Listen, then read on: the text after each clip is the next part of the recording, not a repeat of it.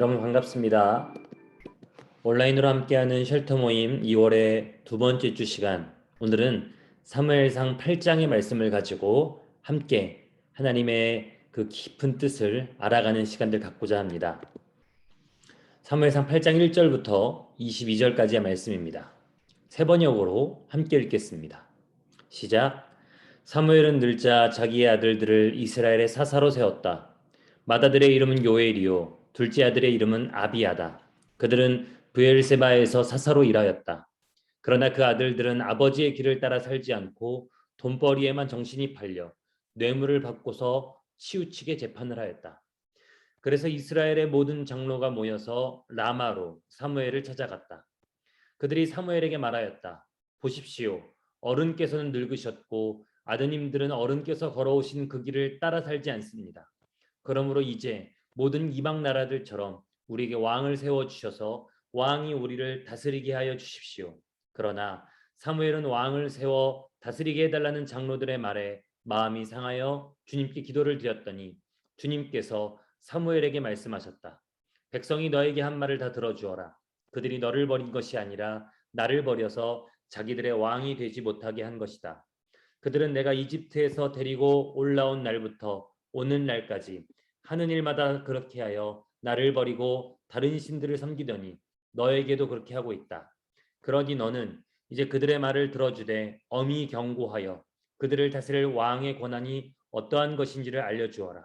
사무엘은 왕을 세워달라고 요구하는 백성들에게 주님께서 하신 모든 말씀을 그대로 전하였다. 당신들을 다스릴 왕의 권한은 이러합니다. 그는 당신들의 아들들을 데려다가 그의 병거와 말을 다루는 일을 시키고 병거 앞에서 달리게 할 것입니다. 그는 당신들의 아들들을 천부장과 50부장으로 임명하기도 하고 왕의 밭을 갈게도 하고 곡식을 거두어 드리게도 하고 무기와 병거의 장비도 만들게 할 것입니다. 그는 당신들의 딸들을 데려다가 향유도 만들게 하고 요리도 시키고 빵도 굽게 할 것입니다. 그는 당신들의 밭과 포도원과 올리브밭에서 가장 좋은 것을 가져다가 왕의 신하들에게 줄 것이며 당신들이 둔 곡식과 포도에서도 열의 하나를 거두어 왕의 관리들과 신하들에게 줄 것입니다. 그는 당신들의 남종들과 여종들과 가장 뛰어난 젊은이와 나귀들을 끌어다가 왕의 일을 시킬 것입니다. 그는 또 당신들의 양떼 가운데서 열의 하나를 거두어 갈 것이며 마침내 당신들까지 왕의 종이 될 것입니다. 그때야 당신들은 스스로 택한 왕 때문에 울부짖을 터이지만 그때의 주님께서는 당신들의 기도에 응답하지 않으실 것입니다. 이렇게 일러주어도 백성은 사무엘의 말을 듣지 않고 말하였다. 그렇지 않습니다. 우리에게도 왕이 있어야 되겠습니다. 우리도 모든 이방 나라들처럼 우리의 왕이 우리를 다스리며 그 왕이 우리를 이끌고 나가서 전쟁에서 싸워야 할 것입니다. 사무엘이 백성의 그 모든 말을 듣고 나서 주님께서 들으시도록 다 아뢰니 주님께서 사무엘에게 말씀하셨다. 너는 그들의 말을 받아들여서 그들에게 왕을 세워 주어라. 그래서 사무엘은 이스라엘 사람들에게 각각 자기의 성읍으로 돌아가라고 일렀다. 아멘. 여러분, 우린 지난 시간 사사기의 모든 영적인 어둠을 뚫고 미스바 부흥 운동을 통해 블레셋을 몰아내고 다시 이스라엘을 세웠던 이 사무엘의 이야기를 함께 나누었습니다. 그 이후에 사무엘은 7장 마지막 부분에 알려졌듯이 이 미스바와 그리고 길갈, 그런 본인이 거주하고 있었던 라마, 그리고 베델을 중심으로 순환하면서 이스라엘 전 지역을 다스리고 하나님 앞에 제사하며 사사요 제사장으로서 이 시대를 책임지게 되었던 것이죠. 그런데 여러분, 오늘 이 말씀들을 보니까 내용은 어렵지 않지만 이 내용, 이 이야기들이 왜 이렇게 전개되겠다 하는 부분들이 바로 1절부터 3절까지 나와 있죠. 보시면 사무엘이 나이가 들었습니다. 그리고 그 두 아들들을 브엘세바의 사사로 삼게 됩니다. 여기서 브엘세바는 이 브엘세바는 유대 남쪽을 말하는데요. 여기서 사사로 삼았다고 하는데 여러분, 사사와 제사장은 엄연하게 구분이 되어야 합니다. 생각해 보시면 사무엘의 전 사사였던 엘리는 두 아들들을 자신의 이 아들들을 제사장으로 삼았습니다. 사사는 누구였느냐? 사사는 엘리였죠. 그래서 사사의 역할은 군대 지도자로서의 군사를 통솔하는 역할이기도 했고 동시에 재판관의 역할을 하기도 했었습니다. 그래서 사사기에는 이 두 가지 역할들을 감당했던 기드온이라든지 드보라라든지 이런 사사들의 역할들이 나오게 되죠.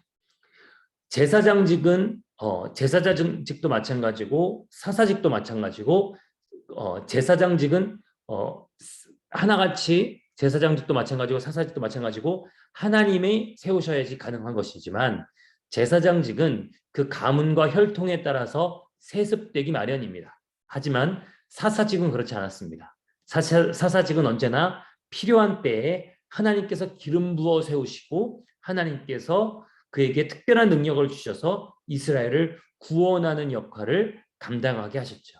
사무엘은 바로 사사이면서 제사장이었는데 두 아들들을, 이게 유일한 사무엘의 실수라고 할 수 있겠는데요. 두 아들들을 브엘세바의 사사로 삼습니다. 지도에는 표기되어 있지 않지만 이 두 아들들이 이스라엘 전역의 사사가 아니라 유다 남쪽 지방 시몬 지파의 거주 지역이었던 브엘세바와 그랄 이쪽 지역의 사사가 되었던 것입니다. 그들의 문제는 아주 분명했습니다. 모범적이었고 어디 흠잡을 곳이 없었던 아버지 사무엘의 행위를 따르지 않았다는 것입니다. 동시에 보통 사사들이 평화로울 때는 재판관의 역할을 한다라고 말씀드렸는데요. 이들이 이익을 따라서 뇌물을 받고 돈 버는 궁리에만 치중했다라고 표준세법에 나와 있죠. 그래서 사람들로 하여금 공정하게 재판한 것이 아니라 치우친 재판을 하게 되었던 것이 바로 이 두 아들들의 사사였습니다. 아들들의 이름을 잠깐 다시 보시면 아들들의 이름은 요엘이고 아비야입니다. 여기서 엘과 야라는 그 이름 자체가 다 하나같이 하나님의 이름을 다 담고 있는 뜻입니다. 근데 그들은 전혀 그들의 이름과 어울리지 않게, 그들의 아버지의 모습과 전혀 상반되게 그들은 하나같이 잘못된 사사의 길로 걸어가게 됐던 거죠. 사사기의 영적 타락이 지도자들에게 남아 있었습니다. 하지만 동시에 누구에게도 남아 있었냐면 바로 백성들에게도 남아 있었습니다.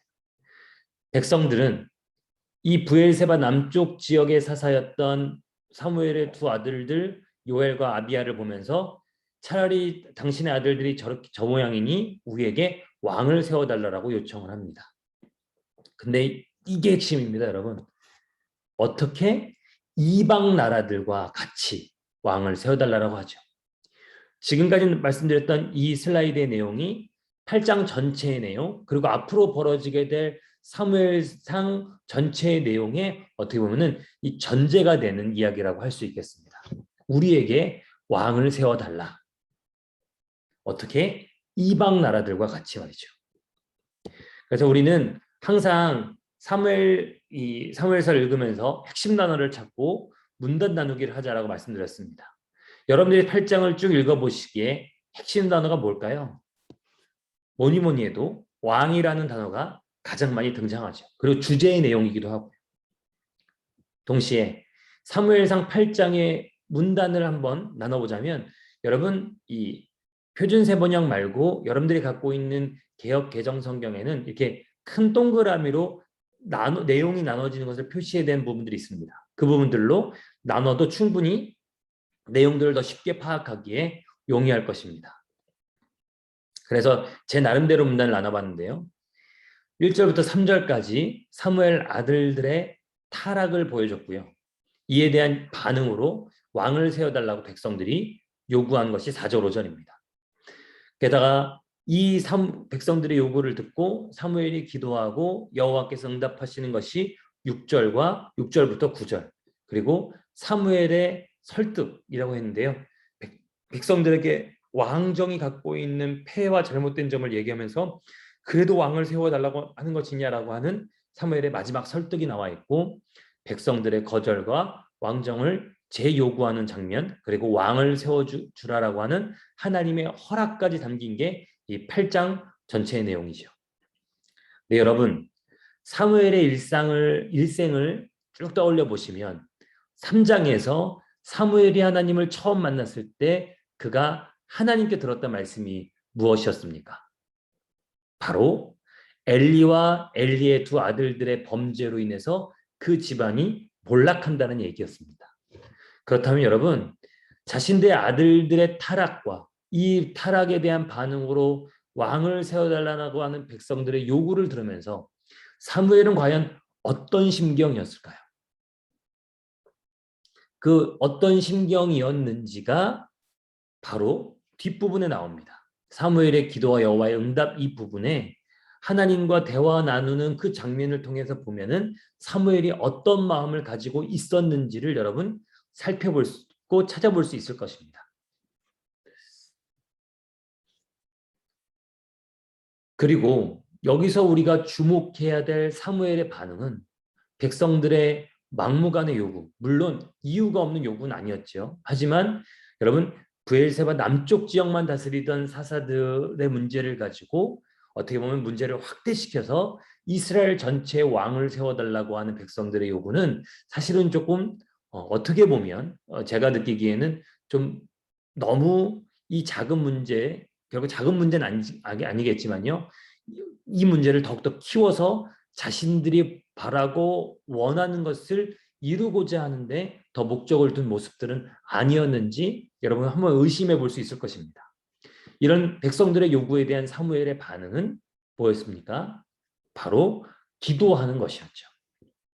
여러분, 믿음의 사람들이 성경 속에서 반대에 부딪히거나 역경을 부딪히거나 아니면 불가피한 이 상황들을 맞이하게 됐을 때 그들이 과연 어떻게 반응하는지, 때로는 그 믿음의 사람들일지라도 전혀 잘못 반응하는 경우들도 있지만 그 믿음의 사람들이 이번 사무엘처럼 기도로 반응하고 엎드림으로 반응하고 하나님의 말씀을 들음으로 반응한다는 사실들을 기억해 본다면 여러분, 우리의 인생 속에서 닥치는 문제들 앞에 우리는 과연 어떻게 반응해야 될지 우리가 사무엘의 모습을 통해서 우리가 한번 우리의 삶을 돌아볼 필요가 있겠습니다. 그리고 여러분, 이 여호와의 응답, 하나님께서 사무엘에 기도하는 것의 응답에 속뜻이 두 가지 담겨 있습니다. 왕을 세워달라는 요구에 가진 이 두 가지 뜻이 담겨져 있어요. 첫 번째 힌트를 드리자면 우리도 이방 나라들처럼 되고 싶다라는 이 백성들의 마음이 숨겨져 있는 거죠. 두 번째가 바로 하나님의 여호와의 응답 안에 담겨 있습니다. 그것이 무엇일지 여러분 한번 찾아보고 묵상해보고 쫓아가 보는 것도 좋을 것 같습니다. 사무엘은 왕의 제도가 백성들을 얼마나 피폐하게 만들고 어렵게 만들지를 잘 설명합니다. 이야기하죠. 그러나 백성들은 듣지 않습니다. 왕정을 재요구합니다. 그래서 하나님께서는 왕을 세워주라라고 허락하십니다. 여러분, 하나님의 허락하심이 결코 흔쾌한 또는 기쁜 마음에 하나님께서 축복하시는 허락이 아니었다는 사실을 우린 사무엘상 8장에서 확인할 수 있습니다. 하나님의 허락하심이 성경 곳곳에서 마지못해 허락하시는 장면들이 몇 번 등장하게 되는데, 그것을 우리의 삶에 적용시켜 보자면 우리가 기도한다고 했습니다.